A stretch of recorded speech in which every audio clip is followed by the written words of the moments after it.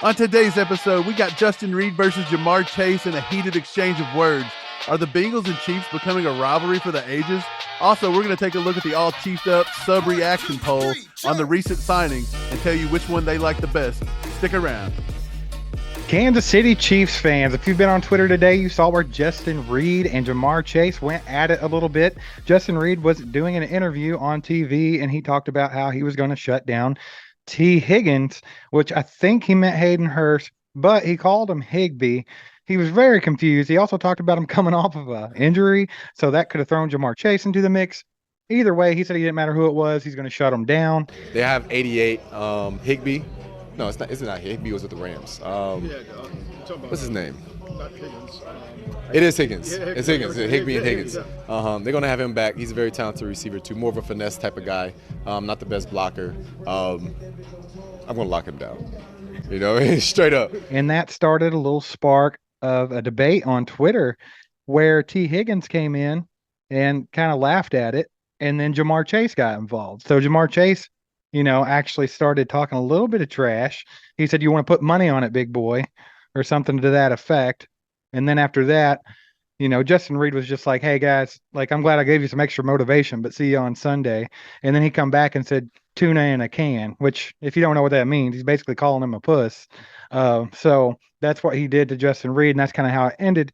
We'll throw those on the screen so you can see it. But yeah, I mean, I think it's hilarious. I'm glad that he's poking the bear a little bit. I like it because, Bengals and Bengals fans have been very vocal over the last year and very cocky. So I'm good with this. I'm good with this Justin Reid thing.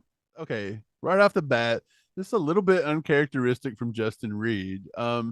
He's usually very soft-spoken. He don't come out and get on TV and say he's going to shut these guys down.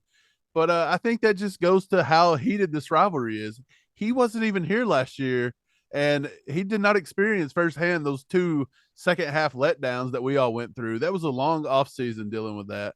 But, yeah, like going back to his statement, he was all over the place. He went from a Rams tight end to a. Do you think he was doing that on purpose to like make them feel like he don't even care what their name is or who they are? He don't know them that well, or do you think he legitimately has no idea? Like he just skipped the film room this week, right? He didn't watch film. Okay, we can already say that Justin Reid didn't. He fell asleep the whole entire film session, or like you said, he's just trying to get under their skin. But he looked genuinely confused.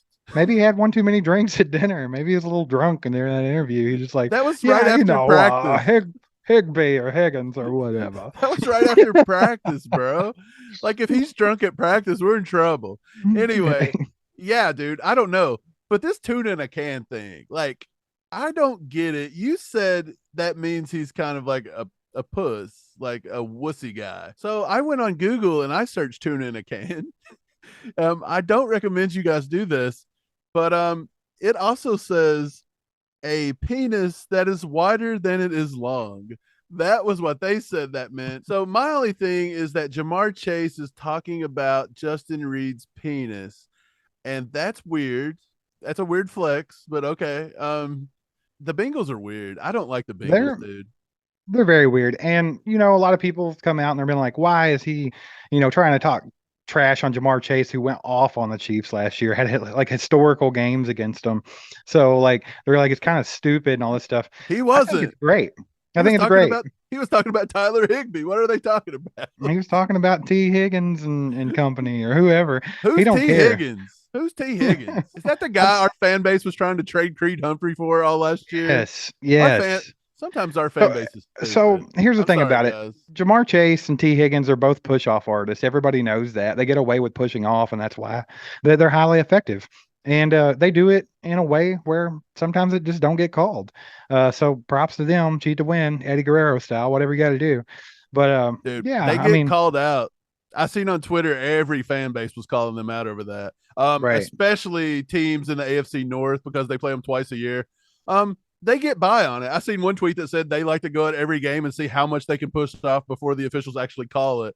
And if you're wearing a red jersey with a little arrowhead right here on the side, that's never getting called. It's well, here's my thing about it, man. Like, obviously Justin Reid was probably talking about the tight end. This guy's a safety. Yeah. He's not going to be covering T. Higgins. He's not going to be covering Ja'Marr Chase one-on-one. That ain't going to happen. Like, that's why I'm confused about the whole thing. And I'm confused about Ja'Marr Chase even feeding into it because obviously he's never going to go one-on-one with Justin Reid. It makes no sense. So the whole thing's just kind of funny. I just think it's good for the game. I think it's hilarious. Just something to laugh at this week, something to make it a little more at stake, a little personal, I guess. But I feel like Justin Reid might, lay a hit on somebody this week just because he can. That's what I'm hoping for. I think Ja'Marr Chase actually did it because he thinks that if there's somewhat of a blown coverage and Justin Reid was to get there a little late and he makes a He big can flashy talk catch, trash, yeah. he can get up and talk on him when it's not really his fault. He's probably covering for something else. But I tell you what, Ja'Marr Chase is not doing what he always does to us. And I'm going to give you 2 words as to why he's not going to do it. Trent McDuffie. I would shadow him all day with the best shutdown corner in the AFC West, Trent McDuffie. And by the way, even if we do go with L'Jarius Sneed, you're not beating him either.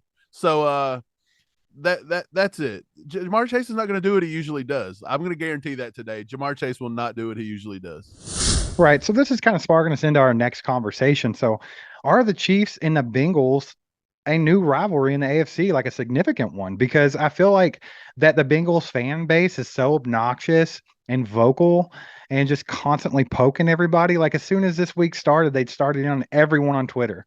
I mean, just people, if you go on your Twitter feed, they've already poked fun at Kylie Manning, at Lance the Spoken, like anyone talking about Chiefs football, they've already started in. And then like some of the guys that are, a little prominent in their little group, they've got on there and been like, Chiefs fans are being too quiet.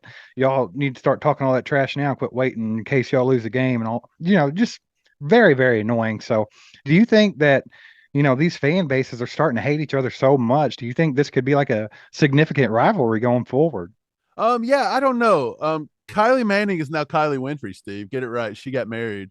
Congrats. But Congrats. also, yeah, the Bengals, this is a fabricated rivalry. Like, don't get me wrong. I want to beat the Bengals. I hate the Bengals. We live less than 75 miles from Cincinnati. We see these stupid t-shirts back before direct TV. These clowns used to be on our local network every week, preventing the Chiefs from being shown. We had to watch so much horrible John Kitna football. It wasn't even funny. That's the best thing about the internet is that they got rid of that crap.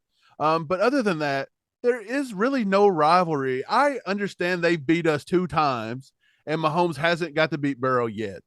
But I say yet, it will happen. The media kind of pushes that out because Burrow was their white knight. We all know that. I don't know. I just don't think there's much of a rivalry. We're not in the same division. Let's be honest. The Bengals aren't good enough to ever get back to play us in the AFC Championship game. They're trash. They were trash last year. They were walked in by the officiating. They were walked in by just horrible call Luck. after horrible call. Complete luck. Lightning will not strike twice there. They're not that good of a team when it comes to making deep runs. We are head and shoulders better than the Bengals are. I mean, again, not because our name's all chiefed up or anything, but we're better than the Bengals. And Mahomes is way better than Joe Burrow. Well, I That's not even mean, a question. So I don't get the rivalry.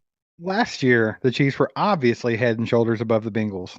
Like literally for 60% of each game, they were beating the snot out of them, dude. It was like it wasn't even close. Like you could tell, you know, the gap in talent on these teams was pretty significant last year.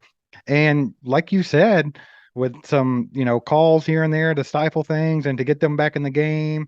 And then that with a lot of luck. I mean, things happen. I mean, what's the chances that Mahomes goes into complete meltdown mode and looks like, you know, like a bad version of like, David Carr or something? Like he went into Mark Sanchez mode. There could have been a butt fumble last, year. It was that bad. It was that kind of crap. I mean, Right. it's just good luck, good fortune for the Bengals that happened. It's not going to happen every time they play each other. I can guarantee you that. So I like to see Let's Mahomes hope. have a good game, 100% from front to back this week. That way, we can shut these guys up because, I mean, I think they're taking it. They didn't win the Super Bowl last year. They went in there. They shouldn't have been there. They were obviously outmatched by the Rams. The only reason it even looked kind of close is because they let T. Higgins push someone down and get a touchdown on a 75-yard pass. So Wait. T. Higgins pushes off. yeah, I can't believe it. But yeah, I mean, No.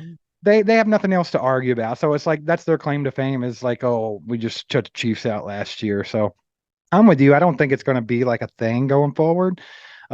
And a lot of people want to throw in the Joe Burrow versus Patrick Mahomes thing. And I saw one tweet earlier where a Bengals fan was talking about how Joe Burrow's just a more consistent quarterback than Patrick Mahomes or, Josh Allen or anybody like that. They're a boomer bust, this or that. Hold on, wait for it. Apparently, they were sleeping through week 1 of this year because that was one of the worst quarterback performances I've ever seen in my life by Joe Burrow. Three straight passes, 3 straight picks to the atrocious Pittsburgh Steelers. That's how he started the season. Yeah. What is that about? Does Burrow even have a winning record in the NFL yet? It's been 3 years. He might have got up there by now. He might be at 500 because they're at like what 7-3 right now, 7-4. So he had a losing record going into the season. Like he had a losing record as a starter going into the Super Bowl last year. Like, come on, this guy sucks. Like, I don't care what anybody says. Joe Burrow's overrated. The Bengals are overrated. Enough talking about the Bengals. They suck.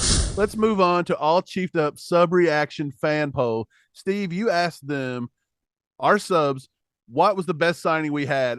You had who'd you have on the list? Number 1, defensive tackle Brandon Williams. Number 2, running back Melvin Gordon, or number 3, wide receiver Bryan Edwards. So there were 690 votes on that. And it looks like as of this recording, it could go up. Yeah, 690 people as of right now, and overwhelmingly is Brandon Williams, which is exactly where my head's at. That's the one I would click if I saw that poll, because I think he will contribute more than the other two. So 76% Brandon Williams, actually 13% Melvin Gordon, 11% Bryan Edwards. Does that surprise you at all, Mike, or is that pretty typical what you would think would happen in this poll? Yeah, I'm very surprised that even 11% of the people would click Bryan Edwards' name. I'm surprised 11% of Chiefs Kingdom know who Bryan Edwards is. I think he only had like 30 receptions in his entire career to this point. Other than that, I've been told that Melvin Gordon was a better starter than anybody on our team. I've been told that Bryan Edwards could come in and start next week. He's that good. Like, I've read some wild stuff. There's always some wild stuff out there. There is some wild stuff. Dude, Chiefs Kingdom, you guys have got to slowly roll sometimes. I see some crazy posts. One of the funnest things to do is to get in all the Facebook groups because you'll see some crazy posts in there. They have no idea what they're talking about. They think that Patrick Mahomes is Patrick Mahomes. Like, they can't even spell his name right. Like, I don't know. It's just good stuff in there. It's like pure comedy, dude. You got to check it out. Dude, I get kicked out of every Facebook group I'm in. Yeah, they kick me out of every Chief group. I don't know.